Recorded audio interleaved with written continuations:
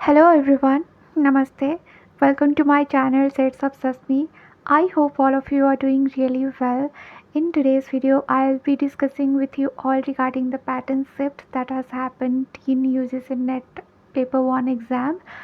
So, due to this pattern shift, how should we prepare right now and what should be our strategy to score very good in Paper 1?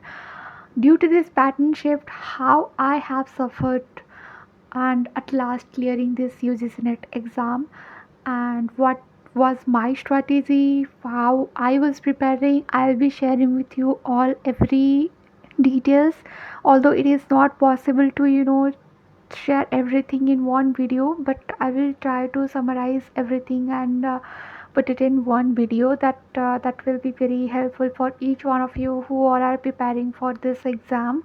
So yes, let's not waste more time and get back into the video. But before that, do watch the video till the very end and do not forget to subscribe to my channel and like my video. And yes, let's get back into the video.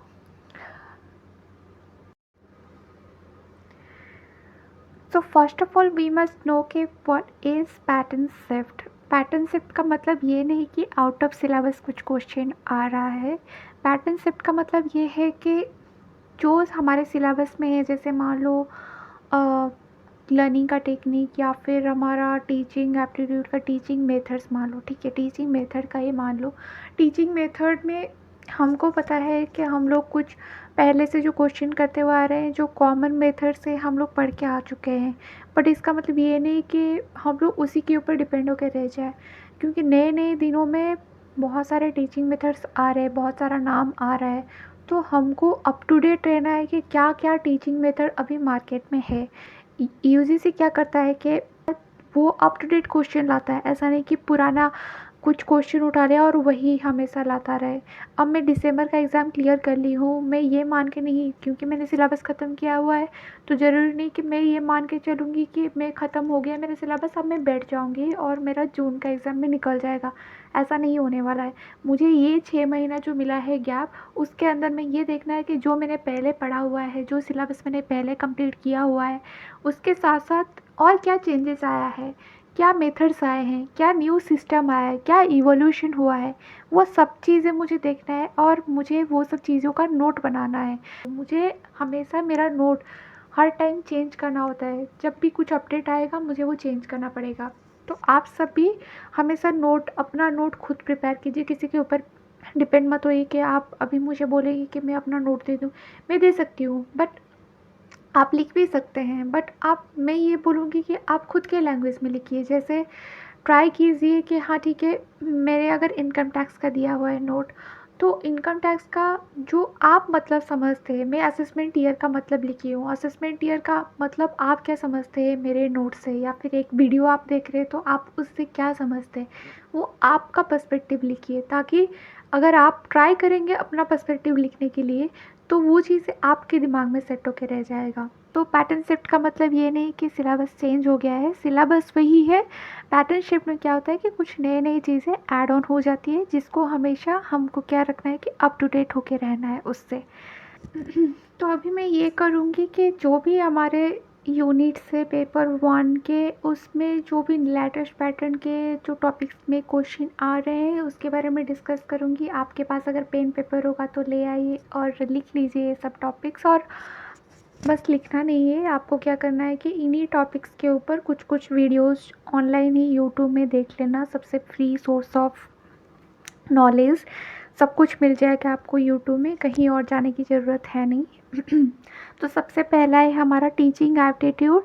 Teaching aptitude में सबसे पहला है जैसे learning transfer का मतलब होता है कि आप एक जगह कुछ लर्न करते हैं, कुछ सीखते हैं और उसका अप्लाई आप दूसरी जगह पे करते हैं. सेकेंड में जैसे इप्सेटिव इवैल्यूएशन. इप्सेटिव इवैल्यूएशन मतलब कोई इंडिविजुअल का जो इम्प्रूवमेंट होता है, जो प्रोग्रेस होता है ओवर द टाइम, उसका कंपैरिजन हम लोग करते हैं उसी इंडिविजुअल का प्रीवियस परफॉर्मेंस के साथ, ना कि किसी दूसरे इंडिविजुअल के साथ. तो ये एक नया कंसेप्ट है. थर्ड में आप देख सकते हैं cooperative learning method. Cooperative learning method में जैसे जिक्सॉ मेथड हो गया, या फिर फिशबॉल मेथड, या फिर हमारा पेयर डिस्कशन। फोर्थ में ऑनलाइन टीचिंग टूल्स में जैसे आ जाता है हमारा कहूट, मेंटीमीटर, नियरपॉड, ये सब थोड़ा जान लेना कि क्या होता है। फिर आता है हमारा LMS, that is learning management system, जो कि एक जो प्रोग्राम फैसिलिटेट करता है ऑनलाइन लर्निंग, जहाँ पे आप क्या कर सकते हैं कि प्लेटफॉर्म रहता है जहाँ पे आप क्रिएट कर सकते हैं, जहाँ पे आप मैनेज कर सकते हैं, जहाँ पे आप डिलीवर कर सकते हैं एजुकेशनल कंटेंट। उसके साथ साथ आप ट्रैक कर सकते हैं स्टूडेंट का परफॉर्मेंस में, और उसके साथ साथ असेसमेंट भी कर सकते हैं परफॉर्मेंस को। सेकेंड में आता है हमारा कम्युनिकेशन। कम्युनिकेशन से हमारा आता है मास मीडिया का बहुत सारा क्वेश्चन, जैसे कि टाइप्स ऑफ मीडिया में हमारा interpersonal, verbal, non verbal, group communication, तो ये सब चीज़ें थोड़ा देख लेना। फिर थ्योरीज के बारे में आता है। फिर क्रोनोलॉजिकल क्वेश्चंस आते हैं, जैसे कि कौन सा मीडिया कब आया था, तो वो भी क्वेश्चंस आता है। फिर हायर एजुकेशन। हायर एजुकेशन में हमारा 5 ईयर प्लान के ऊपर, जो कि एजुकेशन से रिलेटेड है, मतलब एजुकेशनल कुछ सिस्टम आया होगा और वो कौन से 5 ईयर प्लान जब था वो आया था, तो उसके रिगार्डिंग क्वेश्चन देख लेना। फिर university, open university, private university, government university कब आया था, उसका इस्टेब्लिशमेंट ईयर कब था, और कौन इस्टेब्लिश किया था, किसके रिकमेंडेशन में हुआ था, तो ये सब थोड़ा देख लेना। फिर NEP के बारे में तो अभी इतना क्वेश्चन आ नहीं रहा है, बट जब NEP आया था तब बहुत सारे क्वेश्चंस आ रहे थे। फिर न्यू कमीशंस जो भी आए हुए हैं हमारे, तो उनके बारे में भी थोड़ा जानकारी ले लेना। फिर आता है हमारा पीपल डेवलपमेंट एनवायरनमेंट। उसके अंदर सिलेबस काफ़ी वास्ट होता है, और जिनका साइंटिफिक नॉलेज, जिनका साइंटिफिक बैकग्राउंड होता है, उनके लिए काफ़ी हेल्पफुल रहता है। मेरे लिए बहुत डिफ़िकल्ट था, और मैंने इतना इम्पोर्टेंस नहीं दिया था इस यूनिट को। तो आपको अगर कुछ कुछ चीज़ें, नई चीज़ें जानना है, तो जैसे नॉइज़ इक्विवेलेंट के ऊपर काफ़ी क्वेश्चंस आते हैं, टॉक्सिसिटी के ऊपर आते हैं, डिज़ास्टर मैनेजमेंट के ऊपर, मतलब डिज़ास्टर का क्रोनोलॉजिकल क्वेश्चन, मतलब कौन सा डिज़ास्टर कब हुआ था, कौन सा गैस कैसे फॉर्म हुआ था, जो गैस वहाँ से निकला था, तो वैसा क्वेश्चंस बहुत आ जाता है। फिर हमारा आता है DI और मैथ। DI में हमारा कैलकुलेशन बेस्ड काफ़ी क्वेश्चंस आते हैं। कैलकुलेशन बेस्ड मतलब परसेंटेज का या फिर एवरेज का, वो तो आता ही आता है, और मिसिंग DI भी आ जाता है कभी कभी, कभी कभी क्या आता ही है। मैथ्स में हमारा मोस्टली आता है टाइम ऑन वर्क का बहुत टफ क्वेश्चंस आता है, और बोट एंड स्ट्रीम का क्वेश्चन आता है, और मिक्सचर एलिगेशन का भी क्वेश्चन आता है, तो ये थोड़ा टॉपिक देख लेना। और touch wood, I am very strong in calculation, I am very strong in maths, I love maths, I don't like theory paper, I always was a kid who loves calculation. तो मैं क्योंकि commerce background से हूँ, तो मुझे accounting, costing, business statistics, business mathematics, ये सब topics, ये सब सब्जेक्ट्स मुझे बहुत अच्छे लगते थे। तो ये DI एंड मैथ में ये आ जाता है। फिर ICT में, दैट इज़ इंफॉर्मेशन टेक्नोलॉजी, उसमें आता है हमारा मॉडर्न इंटरनेट बेस्ड क्वेश्चन आ जाता है, न्यूमेरिकल बेस्ड क्वेश्चन आ जाता है। तो इतना ही मैं आज के लिए शेयर करूँगी। अभी मैं बोलूँगी कि आपको प्रिपेयर कैसे करना होता है। तो सबसे पहला काम है कि आपको 4 consecutive previous cycle question paper आपको कलेक्ट करना है। मतलब अभी जैसे आप जून 2025 का एग्ज़ाम देंगे, तो आपको दिसंबर 2024, जून 2024, दिसंबर 2023 एंड जून 2023, ये 4 ईयर का पेपर 1 का क्वेश्चन आपको इंटरनेट में कलेक्ट करना है। आपको एनालाइज करना है कि किस पैटर्न का, किस टाइप का क्वेश्चन आ रहा है, क्या क्या चेंजेस ओवर द ईयर आया है, तो आपको वो देखना है। फिर आपको देखना है कि मैं जो पहले प्रिपेयर कर रही थी या कर रहा था, अब क्या नया चीज़ आ रहा है, और जो मैं पुराना चीज़ पढ़ रहा था, अभी तक पढ़ भी रहा हूँ, वो नहीं आ रहे। जो अननेसेसरी चीज़ें हैं, जो आउटडेटेड, ऑब्सोलेट हो गए क्वेश्चन, उसको आपको ओमिट आउट करना है, मतलब और आगे उसको नहीं लेना है आपको, उसके बारे में और रिवीजन भी नहीं करना है, ठीक है। थर्ड में आपको करना है select latest topics and get knowledge about that, get concept clarity about that. तो मतलब आपको देखना है कि क्या नया पैटर्न का क्वेश्चन आ गया। जैसे मैंने आज कुछ कुछ नया पैटर्न का चीज़ें बोला है, नया टॉपिक्स आपको बोला है, तो आपको उसके ऊपर कंसेप्ट क्लैरिटी लाना है, मतलब उसको आपको मतलब समझना है, उसके अंदर में और क्या क्या चीज़ें आता है, तो आपको उसके ऊपर कंसेप्ट क्लैरिटी लाना है। फोर्थ में आपको लेटेस्ट एजुकेशनल बुक कलेक्ट करना है। अगर आप बुक फॉलो करते हैं, although I was never a book person, मतलब मैं कोई बुक फॉलो नहीं करती थी, मैं हमेशा वीडियोस ऑनलाइन क्लास के ऊपर डिपेंड थी प्रिपरेशन के टाइम पे।